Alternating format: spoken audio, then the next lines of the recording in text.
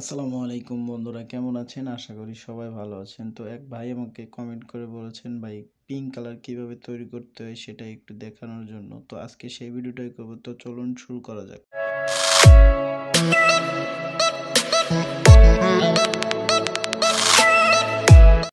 তো বন্ধুরা চলে আসলাম। প্রথমে আমরা একটু পেস্ট নিয়ে নিলাম, তারপরে এটাকে ভালোভাবে মিক্স করে নিয়েছি। এখন আমরা ওর ভিতরে একটু রেড বেসিক দিয়ে নেব। দেখেন বন্ধুরা, তো আমি এখানে 2-3টি পিঙ্ক কালার তৈরি করে দেখাবো। প্রথমে একটি লাইট পিঙ্ক কালার তৈরি করে দেখাচ্ছি। তো যে ভাই বলেছেন অবশ্যই আপনি ভিডিওটা দেখবেন, তো আপনার জন্য ভালো হবে। তো বন্ধুরা, পিঙ্ক কালার তৈরি করতে হলে একটি কালারই যথেষ্ট। পিঙ্ক কালার তৈরি করতে হলে রেড বেসিকটি হলেই আপনার হয়ে যাবে। তো আপনি তৈরি করতে পারবেন। দেখেন তৈরি হয়ে গেল পিঙ্ক কালার। তো যে ভাই আমাকে কমেন্ট করেছেন তাকে অনেক ধন্যবাদ। তো এটার পরে আমরা এটাকে যদি আরও একটু ডিপ করি, তো আপনি যদি আরও ডিপ করতে চান ডিপ করতে পারবেন, বেসিক দিয়ে ডিপ করতে পারবেন।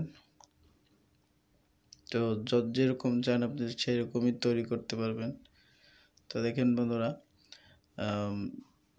কালারটি আমরা ডিপ করলাম, ডিপ পিঙ্ক কালার তৈরি হয়ে গেল। তারপরে এরপর থেকে যদি আরও রেড বেসিক দিই তাহলে কী হবে, আরও পিঙ্ক কালার তৈরি হবে, মানে আরও ডিপ পিঙ্ক কালার তৈরি হবে। তো দেখুন এটার ভিতরে যদি আমরা আর একটু রেড দেই, তো এই যে এই রেডটা দিলাম, আমাদের এটা রেড কালার তৈরি হলো। এটা লাইট রেড তৈরি হয়ে গেল। তো বন্ধুরা, এইভাবেই পিঙ্ক কালার তৈরি করতে হয়।